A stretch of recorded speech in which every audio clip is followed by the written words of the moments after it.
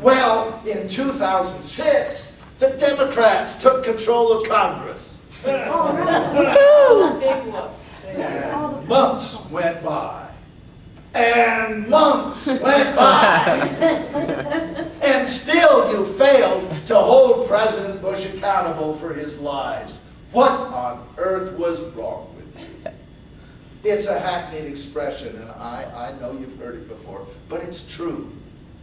Clinton lied, no one died. If it was okay to impeach Bill Clinton for fibbing about an event which only embarrassed his family and soiled a blue dress, what took you so long to impeach Cheney and Bush for lying us into a war costing so many thousands of lives? That's right. Where's the accountability? Yeah, really.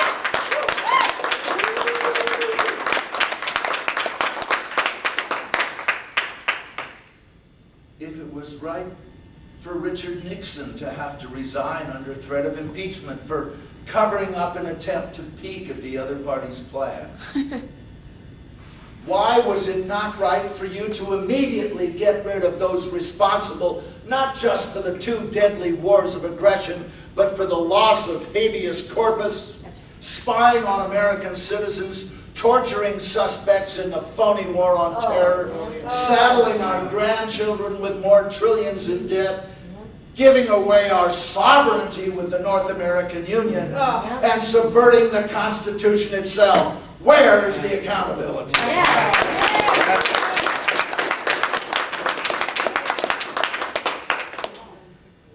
Well, much changed while George W. Bush was in office. Nearly 3,000 died on 9/11. Many more than that died in his wars and occupations. There are more than 26,000 wounded soldiers whose lives will never be the same. There are tens of thousands of young men and women with serious psychological problems because of what they have seen and what they have done. There are hundreds of thousands poisoned by depleted uranium who will suffer lives of pain and disability and who will father thousands of children with severe birth defects. Our military services are depleted and demoralized. The VA system is overwhelmed. The National Guard and Reserves have been subjected to tour after tour, disrupting lives for even the lucky ones who return unscathed. Jobs have been lost. Marriages have been destroyed. Homes have been foreclosed. Children have been estranged. And natural disasters like Katrina have been undealt with. And still, there was no accountability. And that was just in this country. In Iraq, it was even worse. Religious liberty was lost. Mosques, churches, and synagogues, which thrived under Saddam, were destroyed, their people killed or scattered. Women lost their freedoms, their rights. Essential services were disrupted. People were tortured. Cities like Fallujah lie in ruins. And in spite of heroic efforts by the vast majority of our young men and women in uniform, most of the remaining people of Iraq are much worse off than they were before we liberated them. More than 4 years of war have destroyed Iraq, have destroyed our standing in the world, have destroyed our national security, destroyed our civil liberties, destroyed precious lives, and brought our nation to the brink of financial disaster. And it was all predictable, because we in fact predicted it. The hundreds of billions of dollars already spent on this war have not just vanished. They've gone to Condoleezza Rice's Chevron Texaco, and Dick Cheney's Halliburton, and George Bush's Carlyle Group. And through their lobbyists into the pockets of you congressional incumbents. Perhaps that's why there was no accountability. Well, no longer. The American people finally got together and demanded a government which follows the Constitution, honors the truth, and serves the people. Yeah. That's what we expected.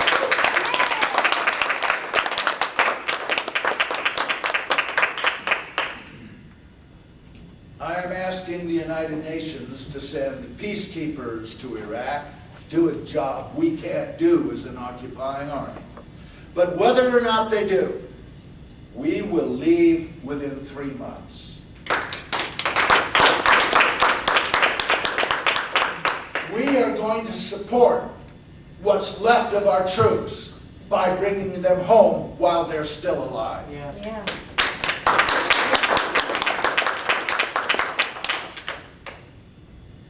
Terrorism is a real threat. In the short term, we must protect the American people from the terrorists our misguided policies have already created. This means enhancing port security, strengthening the Border Patrol and the Coast Guard, things like that. We'll do. But in the long term, we must stop making more terrorists. Yes. Yeah. That means stopping policies and actions which make people fear and hate us. It means listening to the legitimate grievances of peoples we have wronged and then changing our ways. Only one thing has ever ended a campaign of terror anywhere in the world: separating the handful of terrorists from the larger community upon which they depend. And this is done by ending the feelings of desperation, hopelessness, and powerlessness afflicting the people. It is done by listening to them and then actually making their lives better.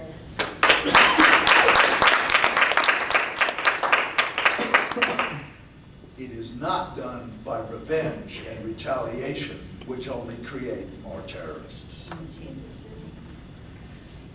Now, we have, at times, including, I think, the last few years, had a government with bad policies.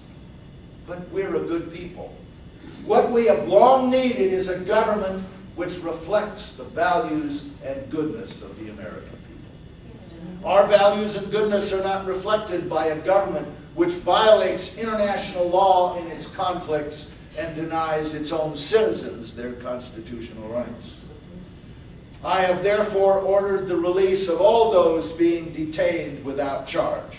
All right. The closure of the prison at Guantanamo Bay. We'll find somewhere else for Bush and Cheney.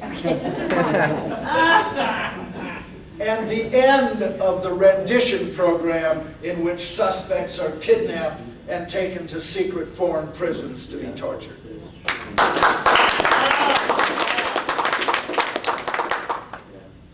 All contracts for mercenaries, including all contracts with Blackwater, have been canceled. This includes contracts with the DOD, the CIA, and the Department of Homeland Security, which, by the way, is being abolished. There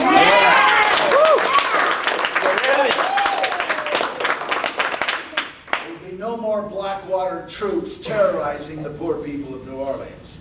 Yes. All right. I have also pardoned a host of political prisoners, including Border Patrol agents jailed for 12 years for doing their job against a Mexican drug smuggler bringing 700 pounds of cocaine across the border. Agents Campion and Ramos are now free.